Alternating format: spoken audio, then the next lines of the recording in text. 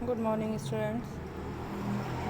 इससे पहले हमने बैलेनोक्लासेस का इनडायरेक्ट डेवलपमेंट पढ़ा था, जिसमें टर्नेरिया लार्वा तक हमने कंप्लीट कर लिया था। अब आगे हम देखेंगे इसका डायरेक्ट डेवलपमेंट। इसका डायरेक्ट डेवलपमेंट क्या होता है, कैसे होता है, ये मैं आपको बताऊंगी। बैलेनोक्लासेस कोवालेवस्की में एक्सटर्नल फर्टिलाइजेशन और डायरेक्ट डेवलपमेंट होता है। किसमें होता है? बैलेनोक्लासेस कोवालेवस्की में। ठीक है, एक्सटर्नल फर्टिलाइजेशन होता है और डायरेक्ट डेवलपमेंट होता है। इस स्पीसीज़ के अंडे बड़े और योक युक्त मीन्स योकी होते हैं। कैसे होते हैं? इनके एग जो होते हैं वो बड़े और योकी होते हैं, योक पाया जाता है उसमें। इससे पहले हमने जब इसका इनडायरेक्ट पढ़ा था तो उसमें कैसे थे? एग साइज़ कैसा था? बहुत छोटा था, है ना। इसमें एग का साइज़ बहुत छोटा था। कितना था? लगभग 0.06 से mm से 0.15 mm था, है ना। और ये टर्नेरिया लार्वा इसमें कंप्लीट हो रहा था। जो इनडायरेक्ट मेथड है, जिसमें एग का साइज़ बहुत छोटा होता है, उसमें क्या होता है? टर्नेरिया लार्वा बनता है। और डायरेक्ट डेवलपमेंट जब हम देखते हैं तो ये इसमें क्या होता है? एग का साइज़ बड़ा होता है और एग जो है वो कैसे होते हैं? योकी होते हैं, पीक युक्त होते हैं, पीतक युक्त होते हैं। ठीक है, योक युक्त होते हैं। इसमें सेगमेंटेशन होलोब्लास्टिक और इक्वल होता है। होलोब्लास्टिक मीन्स समान रूप से, दो भागों में समान रूप से बटा होता है। सेगमेंट्स होते हैं, भाग होते हैं जो बराबर होते हैं और इक्वल होते हैं। होलोब्लास्टिक होते हैं और समान होते हैं। इसमें ब्लास्टुला कैसा होता है? गोल होता है, गोल ब्लास्टुला बनता है। हमने पहले देखा था उसमें जब सेल में एग में क्लीवेज हुआ था तो वो बराबर भागों में बट के 2 से 4, 4 से 6, 6 से 8 इस तरह से सेल्स बनती गई और ब्लास्टुला बन गया था, है ना। तो यहाँ पर भी क्या होगा? ब्लास्टुला बन जाएगा। ब्लास्टुला बनने के बाद ये बहुत सारी छोटी छोटी कोशिकाओं का बना होता है, जो ब्लास्टुला होता है। ये हम पहले भी देख चुके हैं। जिन्हें क्या कहते हैं? ब्लास्टोमियर्स कहते हैं। जिन सेल्स से मिलकर, छोटी छोटी सेल्स से मिलकर ब्लास्टुला बना होता है, उसे हम ब्लास्टोमियर्स कहते हैं। और इसके अंदर भी एक क्या पाई जाती है? कैविटी पाई जाती है, गुहा पाई जाती है ना, जिसको हम क्या कहते हैं? ब्लास्टोसील कहते हैं। जब ब्लास्टुला में अंदर कैविटी पाई जाएगी तो उसको हम ब्लास्टोसील कहेंगे। इसके बाद में ब्लास्टुला में क्या होता है? इन्वेजिनेशन होता है। इन्वेजिनेशन मैंने आपको क्या बताया था? अंदर की ओर फोल्ड होना शुरू हो जाना। तो इसमें इन्वेजिनेशन होता है और उसके बाद क्या होता है? इसकी जो नलिका होती है, इन्वेजिनेशन से जो जैसे रास्ते जैसी जगह बन जाती है, वो क्या हो जाती है? वो नलिका बंद हो जाती है। एक नलिका जो होती है वो बंद हो जाती है। उसे क्या कहते हैं? आर्किन्ट्रॉन कहते हैं। मैंने आपको पहले भी बताया है, ब्लास्टुला में इन्वेजिनेशन जब होता है अंदर की ओर, जब एक गुहा जैसी बन जाती है तो उसे क्या कहते हैं? आर्किन्ट्रॉन कहते हैं। और इसकी जो कैविटी जैसी बन जाती है उसको आर्किन्ट्रॉन कैविटी कहते हैं। और यह एक ब्लास्टोपोर के द्वारा बाहर की ओर खुलता है। ब्लास्टुला है, आर्किन्ट्रॉन कैविटी अंदर बन गई है, बाहर जो पोर बनेगा वो क्या कहलाएगा? ब्लास्टुला का ब्लास्टोपोर कहलाएगा। डेवलपमेंट की यह अवस्था सीलिया से ढकी रहती है। अब देखो, पहले हमने देखा था इसमें बॉडी में क्या पाए जा रहे थे? टर्नेरिया लार्वा बनने तक इसकी बॉडी में सीलिया पाए जा रहे थे, है ना। तो अब क्या हो रहा है कि ये जो डेवलपमेंट हो रहा है वो था इनडायरेक्ट में, लेकिन डायरेक्ट में भी डेवलपमेंट जब हो रहा है तो ये इसमें क्या है? पूरा कवर्ड है। किसके द्वारा? सीलिया। सीलिया क्या होते हैं? छोटे छोटे बालों जैसी संरचना होती है, जिसे सीलिया कहते हैं। और जो लंबा होता है, एक लंबा या दो होते हैं, वो क्या होते हैं? वो फ्लैजिला होते हैं। तो जो छोटे छोटे बाल जैसी संरचना होती है वो सीलिया कहलाती है। तो ये क्या है? ये पूरा डेवलपमेंट में क्या होता है? इसकी बॉडी जो है वो सीलिया से ढकी रहती है और इसके ऊपर लंबे सीलिया की एक रिंग पाई जाती है। इसका हम डायग्राम देखेंगे। जैसे आप यहाँ पर देखेंगे, ये एपिकल उसमें देखें टफ्ट में, ये क्या है? यहाँ पर सीलिया पाए जा रहे हैं, यहाँ पाए जा रहे हैं, यहाँ पाए जा रहे हैं, यहाँ पाए जा रहे हैं ना। तो इस तरह से इनमें सीलिया जो है वो पाए जाते हैं। इसके बाद हम आगे देखेंगे, शीघ्र ही इसमें ब्लास्टोपोर बंद हो जाता है। ठीक है, सीलिया पाए जाते हैं, यहाँ तक हमने देख लिया। ब्लास्टोपोर के द्वारा ये बाहर खुल रहा था। अब क्या हो रहा है?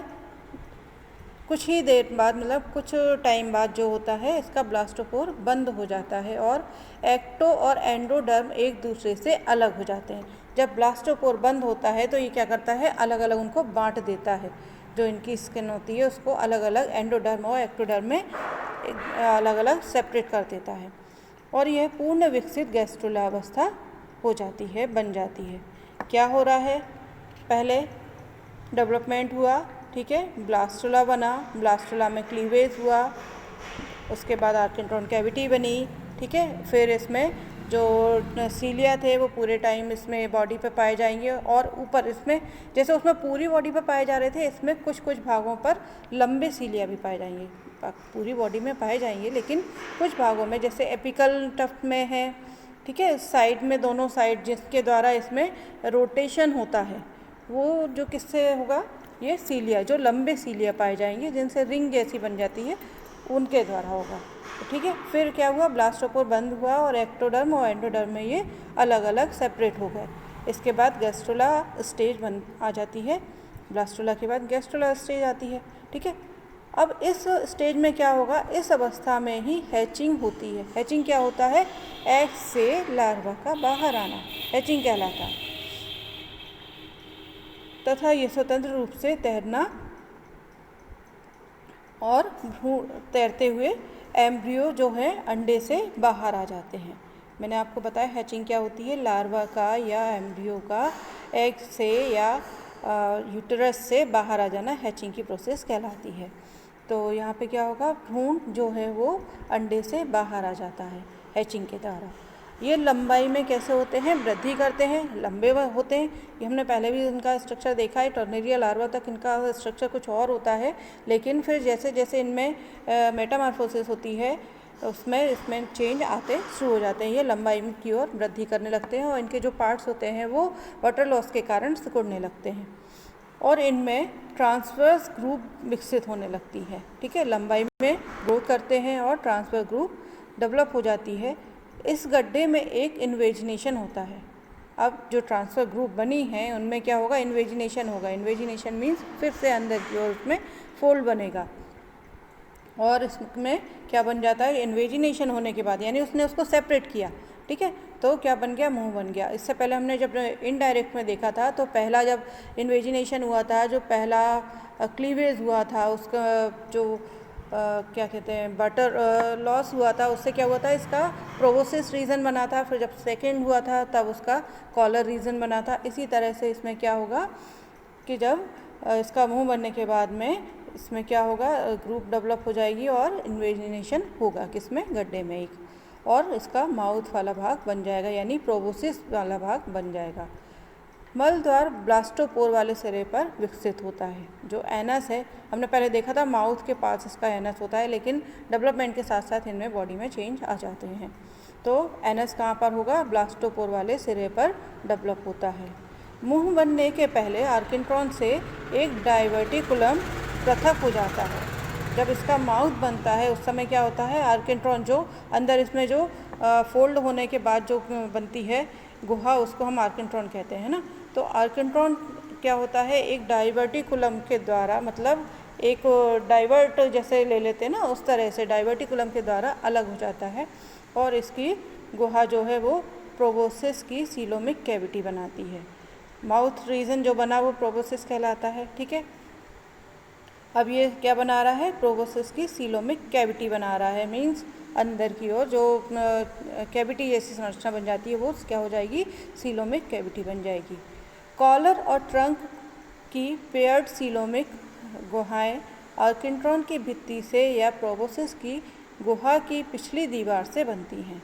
देखिए, प्रोबोस हमने माउथ तक का देख लिया किससे बनी, फिर कॉलर और ट्रंक ये क्या होते हैं, इनकी पेयर्ड सीलोमिक जो कैविटीज़ होती हैं, गुहाएं होती हैं, वो क्या होती हैं, आर्किन्ट्रॉन की भित्ति से यानी आर्किन्ट्रॉन की जो वॉल है उससे, या फिर प्रोबोसिस की जो कैविटी है, प्रोबोसिस गुहा है, उसकी जो पिछली दीवारें हैं उनसे बनती है। ठीक है, आगे देखेंगे। कॉलर क्षेत्र में अनुप्रस्थ गड्ढे मीन्स जो ग्रूव होती है कॉलर वाले क्षेत्र में, कॉलर वाला क्षेत्र कौन सा हो गया, प्रोबोसिस और ट्रंक के बीच वाले भाग को कॉलर भाग कहते हैं। तो इस भाग में क्या हो रहा है, अनुप्रस्थ गड्ढे उत्पन्न हो जाने से, यानी ग्रूव उत्पन्न हो जाने से भुजा 3 भागों में, कौन कौन से, अग्र यानी एंटीरियर, मिडिल और पोस्टीरियर में डिवाइड होती है डिवाइड हो जाती है। जो कॉलर वाला भाग है वो 3 ग्रुप के बन जाने से 3 भागों में, एंटीरियर, मिडिल और पोस्टीरियर में डिवाइड हो जाता है। और इसका जो अग्र भाग होता है वो प्रोबोसिस, मध्य भाग कॉलर और पश्च भाग जो है वो ट्रंक बनाता है, जो कंप्लीट बॉडी बन जाती है जिससे, है ना। 3 में डिवाइड होता है। ये हमने इसका एक्सटर्नल स्ट्रक्चर जब देखा था उसमें देखा था। तो क्या बन गया इसका, एक एंटीरियर भाग, मिडिल और पोस्टीरियर में डिवाइड हुआ, और उससे क्या हुआ, आगे वाले भाग ने क्या बना लिया, प्रोबोसिस बना लिया, पीछे बीच वाले भाग ने कॉलर बना लिया और पीछे वाले भाग ने ट्रंक बना लिया। इस तरह से इसमें बन जाता है। और गिल्स का एक जोड़ा उत्पन्न हो जाने से ट्रंक क्षेत्र भिन्नित हो जाता है। क्या हो जाता है, क्षेत्र भिन्नित यानी अलग अलग हो जाता है, सेपरेट हो जाता है। ये जोड़ा गिल्स का पहला जोड़ा या first pair of gills pores होता है। इनके पीछे गिल्स के अन्य जोड़े उत्पन्न हो जाते हैं। इस प्रकार ये बेलेनोग्लासिस बन जाता है। कैसे, हमने पूरा इसका देखा। क्या हो रहा है यहाँ पे, जब ये एक जोड़ा गिल्स जो पहले थे इसमें, है ना, पहला जोड़ा जो था इसमें, फर्स्ट जो पेयर था गिल्स का, ये क्या करते हैं, इसके पीछे गिल्स के अन्य जोड़े उत्पन्न हो जाते हैं। हमने पहला देखा एपिकल यहाँ पर, इसके बाद में यहाँ देखिए आप पीछे की तरफ ये यहाँ पर ये क्या है, ये डेवलप हो जाते हैं। ये तो पहले से था, इसके बाद में ये दोनों और डेवलप हो जाते हैं और पूरा बेलेनोग्लासिस जो है वो बन जाता है। अब यहाँ हम यदि स्ट्रक्चर देखेंगे तो ये देखिए, ये पूरा प्रोबोसिस वाला भाग बन गया, यहाँ पर ये कॉलर वाला भाग बन गया और ये पूरा जो है कौन सा, ट्रंक वाला भाग बन गया। ठीक है, इस तरह से इसका डायरेक्ट डेवलपमेंट भी कंप्लीट हो जाता है। अब इसके बाद हम इसका नेक्स्ट टॉपिक देखेंगे। Thank you.